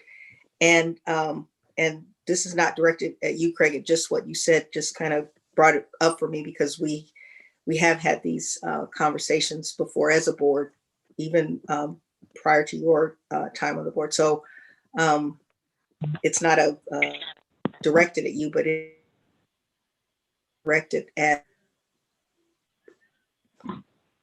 how we decide to what's important and what we're willing to commit time to. And I say that thinking about CCB last night, and and this was an open meeting, so I'm not violating anything. But our students were talking about the events that have been happening, and I think back to even the protests that happened 2 years ago, I guess it is now, and what would it mean to have a day where we showed that commitment, or that we dedicated an entire time as a community, that in the same way that we have, we had the one night, the had 3 hours of public comments. Folks were willing to put that kind of time in. How do we challenge ourselves to put the time in to be focused on the work of being honest about what it means to live in a culture and in a society that is based on white supremacy culture, without it turning into this frog in a lot of white people's throats of feeling personally indicted, when that is not the point. I don't know how many more, well, I'm off the board in April, but how many more book reads I can do without there being some connection and commitment to pointing that, mirror on ourselves and what we have to do and who we need to be to move things forward. And personally, and I know I'm rambling now, and I'm sorry, this is the last thing, even at points saying, okay, and Greg, you did it at when you talked about the curriculum restructuring. We're doing this because the system that we have now is based on a system that was not intended for Black and brown children to be successful. Truth, and the courage that's required here and the work that's required, the shoulders that it's fallen on, in particular in our district with Dr. Pruitt-Adams, we have to figure out what our actions are going to be. I don't know how much longer we can take in information without the exercise of action. So I don't know what that is, future continuation of this conversation, but it just struck me. So I just wanted to share that. Thank you. And you're correct. We do have to move in that direction of action and be creative, right, with how we allocate our time to doing that. I think when we think about this, putting time in too, you know, these concepts and ideas weren't learned overnight, and the unlearning and relearning is going to take time. So, you know, like Jackie said, she's off the board in April. We're going to have a new board. And like, what is that board going to be able to commit to in the amount of years that we're going to have together? Because truthfully, it's going to take at least 3 years to 5 years for people to really start to, as I've witnessed people in this work, it's 3 to 5 years for them to actually start to have some conscious, whoa, what, did I just say that? Or was I just thinking that? Or this, you know, like to have an actual awareness, and then for it to be embedded, it takes even longer. So it's, you know, what level of commitment are we willing to make? Because having one book discussion and every other board meeting, or even every board meeting, is not going to fully get us there. There's, you know, like we have resources in our community. You know, there's race conscious dialogues, there's Brandy House, racial cross, you know, Sharonda Knott Dawson teaches racial CrossFit class for people to like really dig into the work that needs to be done. Like, it's not as if our community is without those resources. And it's not as if you Google, how do I become an anti-racist? You're not going to have a ton of resources at your fingertips. Like there's a lot of things out there, you know, like the National Equity Project and Paul Gorski's work with the Literacy Institute, you know, like there's work and a lot of that stuff is free. You know, there's a lot of things out there that are free. It's not about lack of having, you know, like us having the time. Yes, of course, if we're going to develop the kind of relationships that we need to develop as a board to really be able to have critical conversations with each other in a way that allows us to move past what, you know, whatever emotions might come up in the saying of the things that need to be said, that is going to take us developing certain kinds of relationships within the board. But the work itself is going to be required of individuals to say, okay, how much time a week am I going to devote to the actual altering of my belief system so that the undercurrent that's occurring in me on a daily basis does not automatically equate Black and brown with less than, because that's basically what he rolls out and stamped to me. So I love the, you know, I'm a circle keeper. So of course I'm going to say, hey, I would love for us to do circle and get to know each other better in that way and really develop those kinds of relationships. We are about to have transition. We're like not going to have the benefit of Dr. Pruitt-Adams with us. I'm very sad about that, but happy for her. But we're also, you know, Jackie's not going to be on the board anymore. Like we don't know who our new members are going to be. I mean, what commitment do we make between now and April? And then what commitment do we make as a new board for those of us who are still going to be here? And it's also, what commitment are we making individually? You know, the challenge at CCB last night was, hey, we could do more.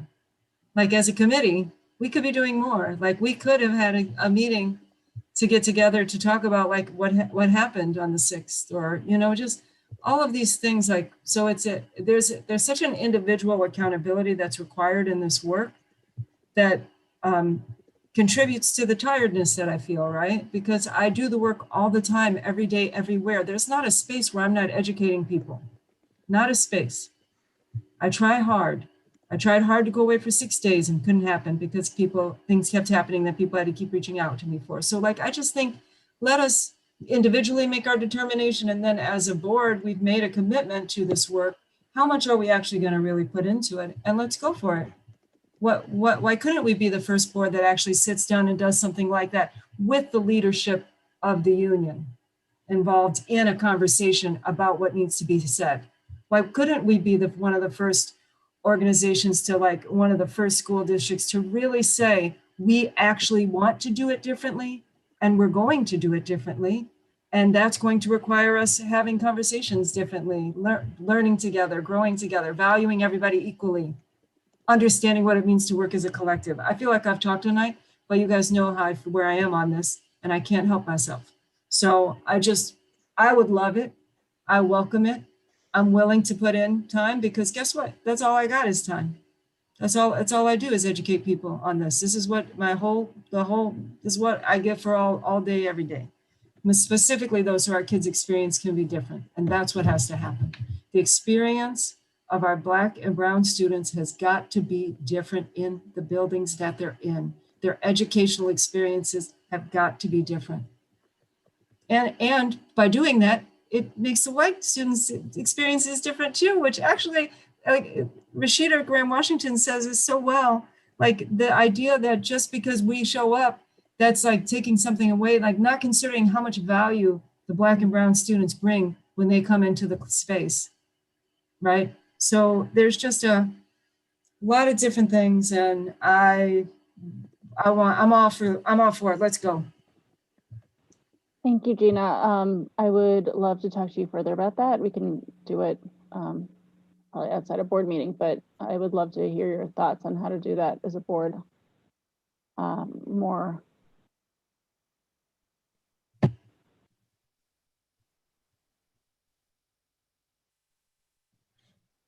Right, so is there any other comments from anyone else? All right. Well, thank you for this this conversation tonight. There's a lot to lean into and to think about, as far as, again, you know, how are we going to move forward in a fundamentally different way in these conversations and moving towards action. So I'm excited to be a part of that conversation about this ongoing work as a board and as a leadership team. To how do we get there? How do we carve out the time and make this a priority that demands the time it needs to get accomplished. Thank you. All right, we have one last item this evening, which is the future agenda items. I know that we have a running list. I don't know if there are new agenda items that folks would like to put on to add to that list that Dr. Pruitt-Adams has been diligently keeping of many colors. Yeah.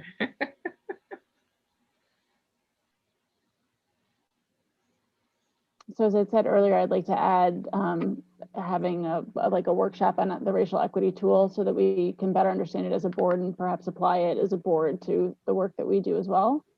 I think that would be helpful for me. I don't know if others have items that they'd like to add.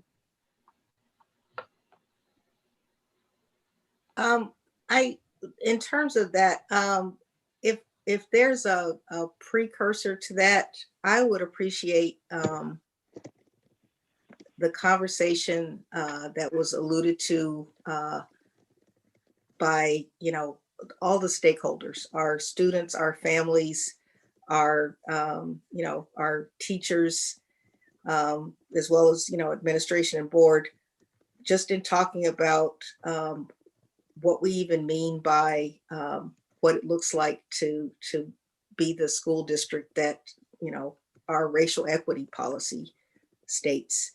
And I'm just feeling as though a workshop prior to getting that input, and I know some of us get it with more readily with, fortunate to be on CCB. And I always wish that, maybe that's where this is leading, some way of having the content of those meetings be a part of our board updates beyond the recommendations that are given out twice a year or however often we do that. Because the richness of the experiences that our parents and students in particular share, where in the unfortunate place of not having any teachers on that committee, which is a lack. And it's a gaping hole in our knowledge base, but we need that as well. So talking about a tool prior to just the contextualizing it with the experiences of those groups that aren't at the board table would be helpful for me if that's possible.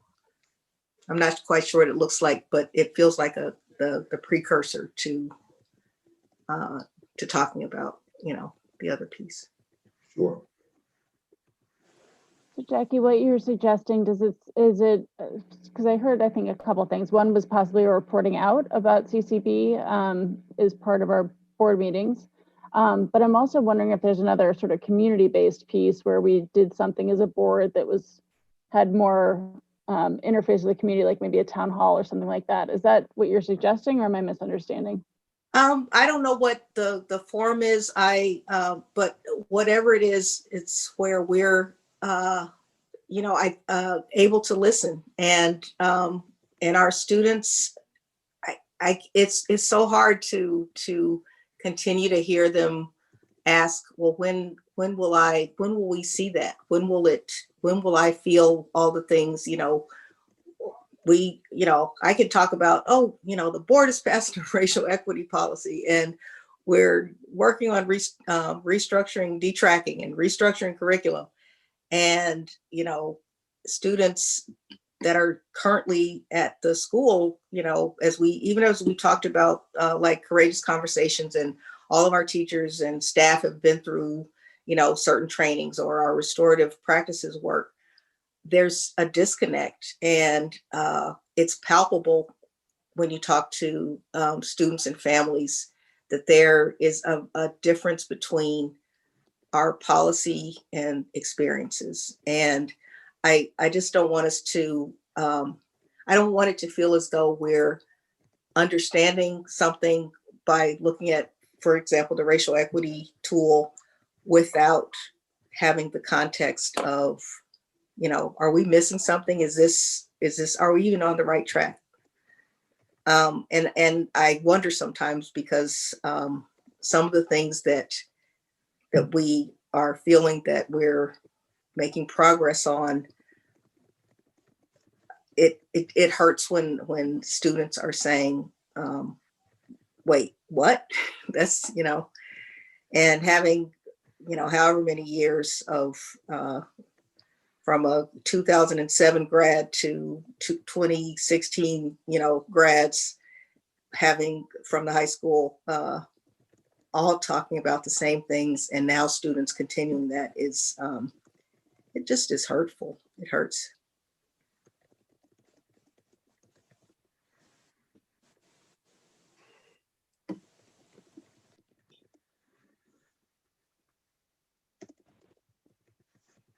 Other thoughts? I would also note we do have Ralph Martiri here now, who is present at our meeting. All right. So we still have a lot of the evening left. Do folks want to entertain a motion to adjourn our committee of the whole, with the understanding that we're not going anywhere? Except maybe we could take a break, I suppose, if people need a break. So is there a motion to adjourn? So moved. Second? Second. All in favor? Aye. Aye. Are we on the same meeting here? Yes. We are to open. Yeah, we are to open. So let me get Okay. back to board docs. Just want to make sure I'm in the right place. I'm having. We'll tell you where to go. So we're still here, but then we're going into the special, right? Mhm. And then Right. go out for close. Okay, got it. Right. Yep. Okay, guys, do people want a break?